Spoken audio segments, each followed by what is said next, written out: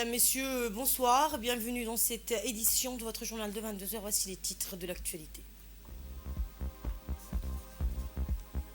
Le ministère de la Femme et de la Famille a organisé un colloque national à l'hôtel Grand Aïla.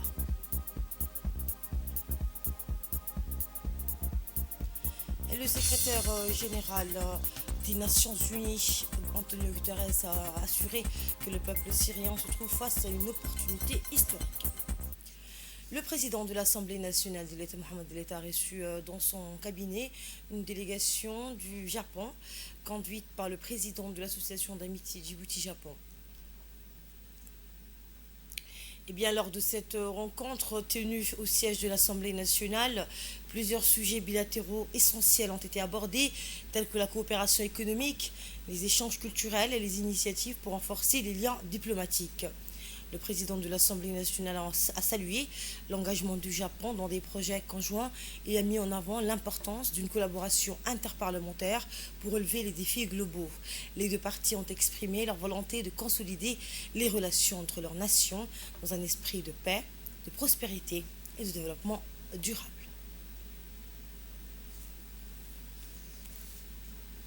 Et au cours de cette rencontre, une réunion de travail a été organisée entre les groupes d'amitié parlementaires djiboutiens et japonais.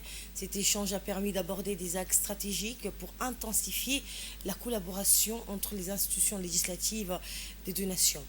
Dans son discours, le président de l'Assemblée nationale de l'État, Mohamed El-État, a chaleureusement salué l'amitié solide et durable qui unit Djibouti et le Japon. Eh bien, il a également rappelé l'importance stratégique de la coopération bilatérale dans des domaines clés comme la santé publique, la sécurité maritime, les infrastructures, avec une mention spéciale pour le pont de la Palmeraie, un projet emblématique financé par le Japon qui a considérablement amélioré la mobilité urbaine à Djibouti.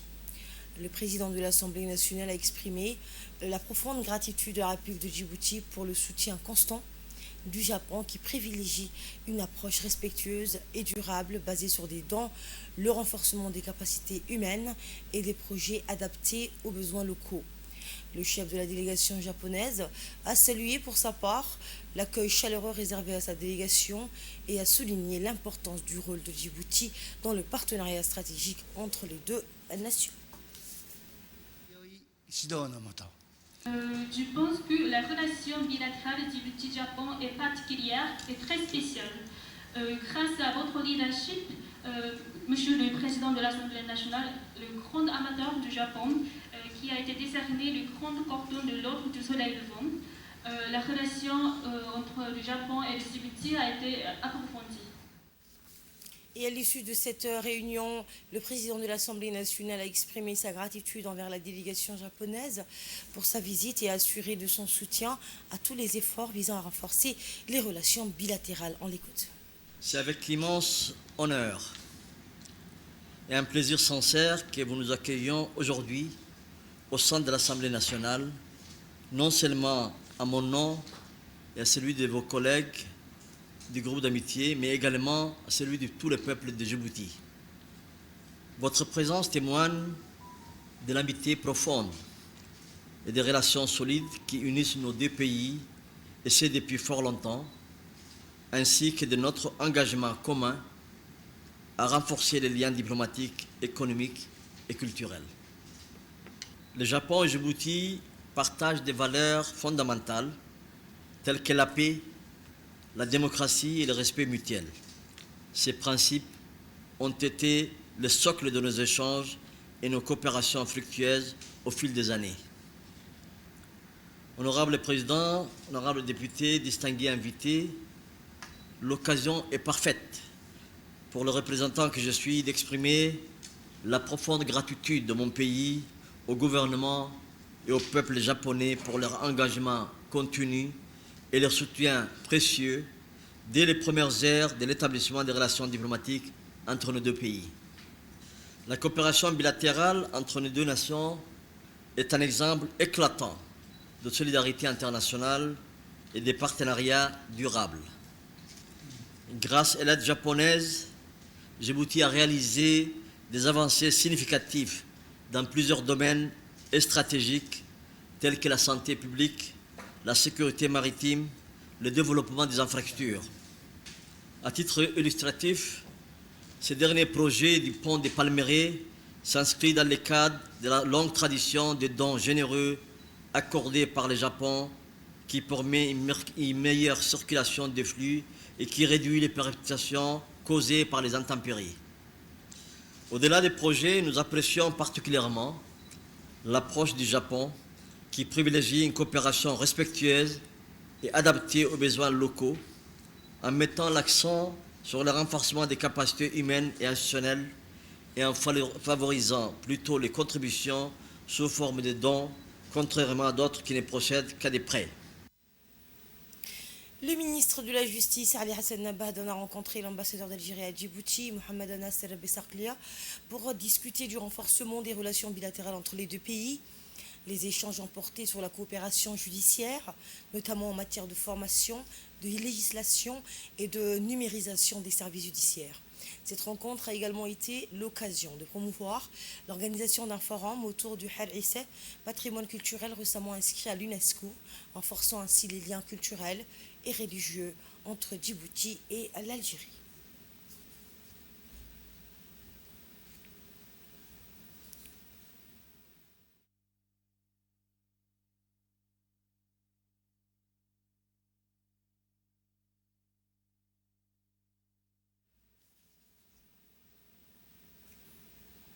À la une également, la République de Djibouti a suivi avec beaucoup d'intérêt l'évolution de la situation en Syrie, République arabe sœur, et affirme son soutien au peuple syrien frère ainsi que ses choix en ce moment critique de l'histoire de la Syrie. Djibouti souligne également la nécessité de préserver la souveraineté, l'unité et l'intégrité territoriale de la Syrie ainsi que les capacités de l'État et de ses institutions nationales afin d'éviter une dérive vers le chaos. La République de Djibouti appelle toutes les factions syriennes à poursuivre le dialogue, à privilégier l'intérêt supérieur du pays et donc à consacrer leurs efforts afin de tracer un avenir prospère dans lequel prévaudront la sécurité, la stabilité et la prospérité, car une fois ces conditions réunies, la Syrie retrouvera sa position naturelle sur la scène régionale et internationale. Et justement, le secrétaire général des Nations Unies, Antonio Guterres, a assuré que le peuple syrien se trouve face à une opportunité historique. Dans un communiqué écrit partagé hier, Guterres s'est exprimé au sujet du renversement du régime Bachar al-Assad en Syrie, soulignant que l'avenir du pays doit être déterminé par les Syriens. Il a ensuite insisté sur le fait que l'envoyé spécial des Nations Unies pour la Syrie continuera à apporter son soutien dans ce sens.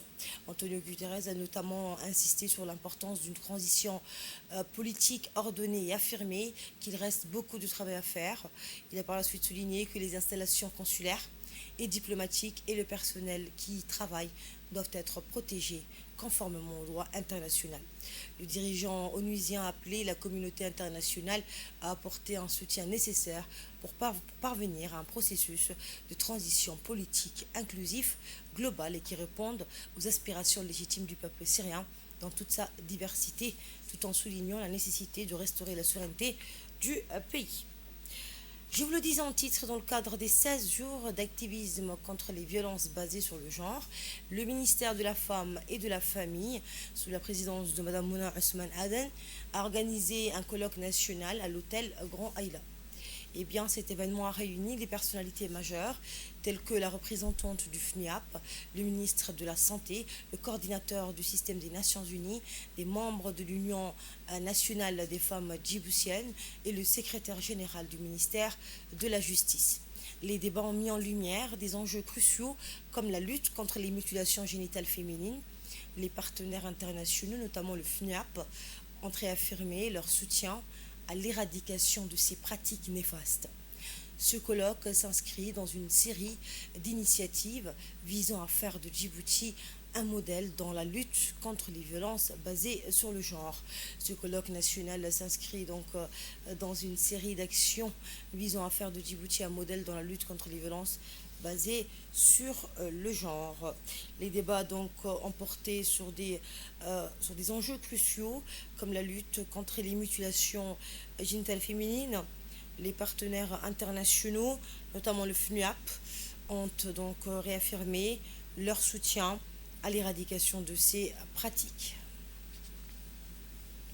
Écoutons un extrait de l'intervention de la ministre de la Femme et de la Famille, Mme Mouna Ousmane Aden. On est présent pour un colloque national sur les questions de violence basée sur le genre. J'ai été accompagnée par le ministre de la Santé et en collaboration avec le FUNIAP, qui est donc l'organisme qui travaille avec nous sur cette question. L'objectif principal de cet atelier aujourd'hui était de lancer des débats et discussions sur la question des violences basées sur le genre. Quand on parle du mécanisme de prise en charge, quand on parle des raisons et des causes des violences, et surtout quand on parle des pistes de réflexion et de solutions que nous devons disponibiliser ou bien offrir à la population et aux populations victimes surtout. Cet atelier nous permet de pouvoir mettre autour de la table les différentes intervenants ou parties intégrantes de notre dispositif de prise en charge.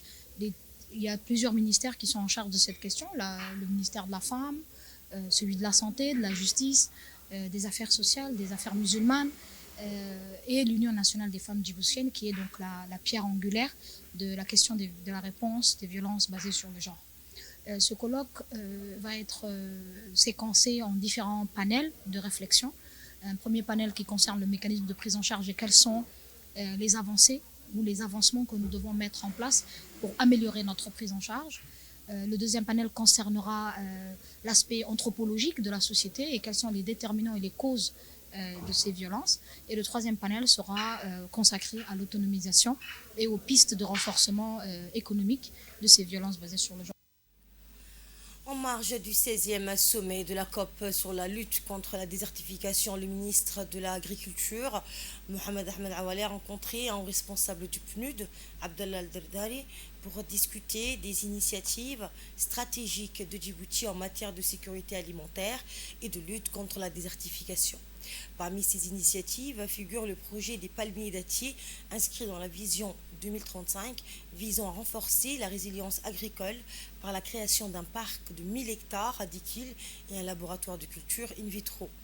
Eh bien, les discussions ont également porté sur d'autres projets tels que la création d'un centre de génétique caprine soutenu par la Banque africaine de développement. Les deux parties ont convenu de mobiliser des ressources supplémentaires et de promouvoir ces initiatives lors d'une table ronde avec des partenaires internationaux. Aujourd'hui, c'est la journée mondiale de la lutte contre la corruption. De ce fait, la présidente de la commission, Mme Badria Zakaria Cheikh Ibrahim, a fait une déclaration portant sur la corruption. Elle a livré un message puissant et urgent. Vous l'entendrez, la lutte contre la corruption n'est pas seulement un impératif moral, mais une nécessité pour bâtir un avenir solide et équitable, a-t-elle déclaré. Voici sa déclaration. Nous célébrons aujourd'hui, 9 décembre 2024, la journée internationale de la lutte contre la corruption sous un thème porteur d'espoir et d'action. S'unir avec la jeunesse contre la corruption, former l'intégrité de demain. Comme j'ai eu à le dire plus d'une fois, la corruption ne freine pas simplement le développement économique du pays, elle affaiblit surtout nos institutions et érode la confiance en nos systèmes administratifs et judiciaires. Cependant, face à cette menace, nous avons un atout majeur qui est notre jeunesse. À Djibouti, les jeunes de moins de 25 ans constituent 51,7% de la population totale selon les résultats du recensement général de la population et de l'habitat de 2024. Au sein d'une population aussi jeune, la lutte contre la corruption est une nécessité vitale pour l'avenir de plus de la moitié de la population nationale. Nos jeunes représentent l'énergie, l'innovation et le potentiel indispensables pour lesquels et sur lesquels nous devons nous appuyer pour bâtir un avenir plus juste et transparent. Ils sont et doivent être les architectes d'une société où l'intégrité, l'équité et la responsabilité sont les valeurs cardinales. Pour permettre à notre jeunesse de jouer ce rôle crucial, nous devons leur fournir les outils et l'éducation nécessaires pour reconnaître et rejeter la corruption sous toutes ses formes. Cela commence par l'éducation à l'intégrité. Il est essentiel d'introduire dans nos écoles et universités des programmes qui enseignent l'éthique et les principes de bonne gouvernance. Former les citoyens de demain, c'est leur donner les clés nécessaires pour combattre la corruption et pour promouvoir la transparence.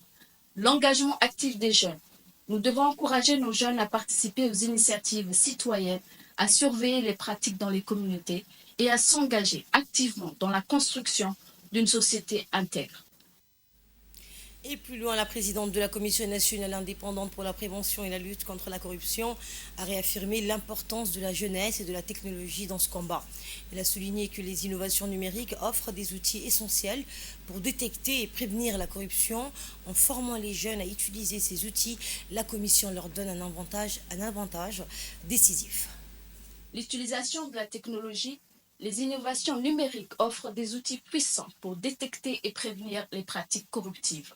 En formant nos jeunes à maîtriser ces outils, nous leur donnons un avantage dans ce combat.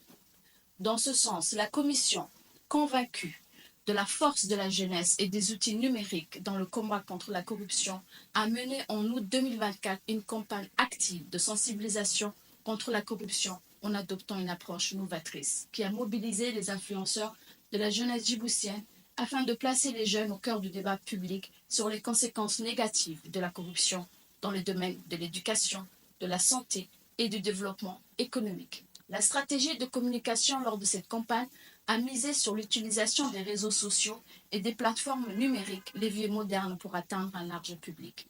L'initiative visait à éveiller la conscience des jeunes face à la problématique de la corruption, tout en recueillant leurs témoignages et suggestions dans une démarche participative pour prévenir et combattre ce fléau. Cela a permis aux jeunes djiboutiennes et djiboutiens, à l'intérieur comme à l'extérieur du pays, de proposer des initiatives concrètes, des solutions innovantes et des recommandations visant à améliorer la transparence et l'intégrité au sein des institutions publiques, privées et au sein de la société. L'idéal exprimé par les jeunes est que Djibouti, notre cher pays, soit un modèle de gouvernance, d'équité et de prospérité. Cette vision a constitué une source d'inspiration et d'engagement pour leurs actions futures. Et il est essentiel que les décideurs politiques prennent en compte leur voix et leurs propositions. Par ailleurs, conformément à son plan d'action 2023-2027, la Commission envisage d'engager très prochainement des discussions avec le ministère de l'Éducation nationale et le ministère de l'Enseignement supérieur pour introduire des modules sur la corruption dans les programmes scolaires.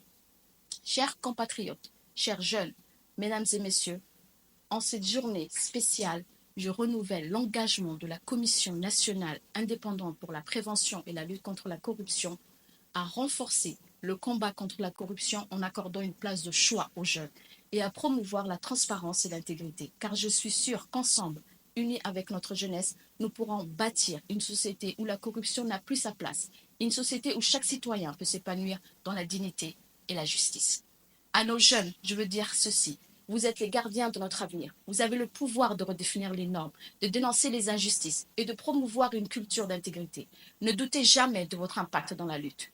Aussi, je vous invite à agir aujourd'hui et chaque jour pour défendre les valeurs qui nous permettront de construire un avenir meilleur. Vive la transparence et l'intégrité, vive la jeunesse, vive la nation djiboutienne. Je vous remercie. Et dans l'actualité également, le Comité national de la charia a organisé un séminaire scientifique au centre Salam sous le thème Les transactions financières islamiques, leur impact économique et humain. Présidé par M. Ibrahim Ibad Ibrahim et animé par le Dr Abdellah Barim Machal, cet événement a donc rassemblé des représentants des banques islamiques, des ulémas, des entrepreneurs et des médias. Les discussions ont porté sur la gestion éthique des ressources et l'intégration de principes de justice et de durabilité dans la finance islamique. Le docteur Machal a rappelé que les transactions islamiques ne sont pas de simples outils économiques, mais des systèmes intégrés visant à promouvoir la solidarité et le développement inclusif. L'Association pour l'avenir et le développement d'Obok Ado a inauguré samedi la première bibliothèque communautaire de Korangal, marquant un tournant pour l'accès à l'éducation dans la région.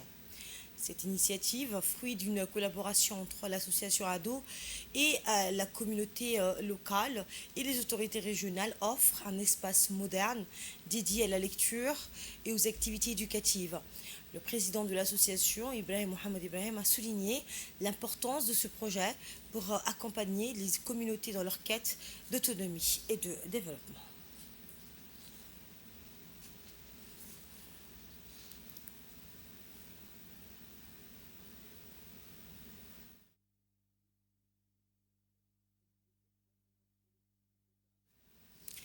Et le ministère de la Jeunesse et de la Culture a organisé un atelier à l'Issabié pour renforcer les capacités des artistes locaux sous la direction de Mme Fatma Abdirisse.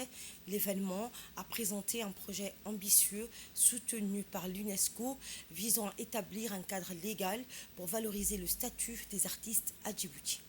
Des entretiens filmés ont également été réalisés pour documenter le patrimoine immatériel de la région, témoignant de la richesse culturelle d'Ali-Sabié dans le paysage national.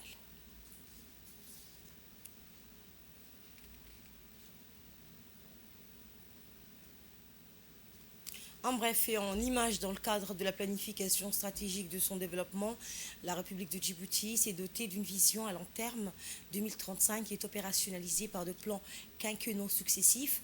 Après le premier plan national de développement, SCAP 2015-2019, le deuxième plan Djibouti ici 2020-2024 arrive à son terme dans quelques semaines.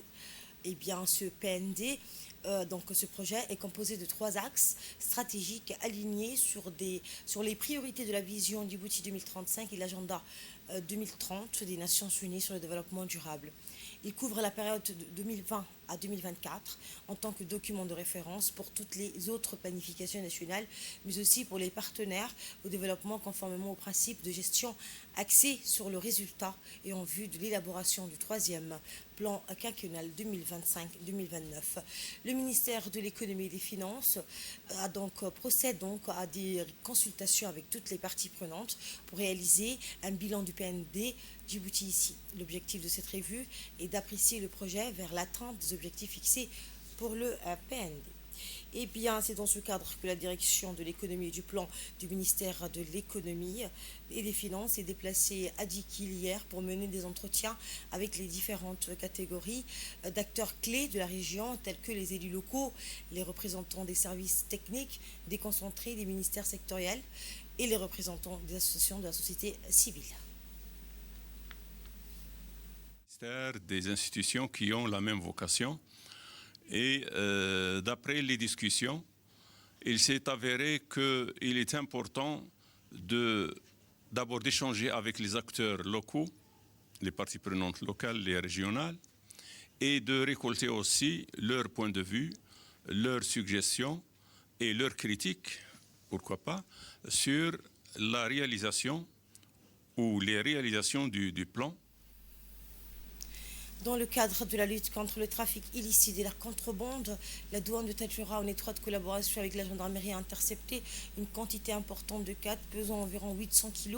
Cette saisie a eu lieu lors d'une opération de contrôle menée dans la région de Tadjoura visant à contrer les réseaux de contrebande qui mettent en péril la sécurité et l'économie nationale.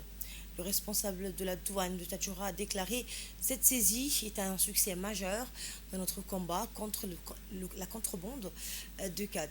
Nous restons déterminés à poursuivre nos efforts en collaboration avec la gendarmerie et d'autres forces de sécurité pour protéger notre pays. » Et dans l'actualité internationale, la 21e édition du Festival international du film de Marrakech se termine avec une cérémonie de remise de prix chargée en émotions.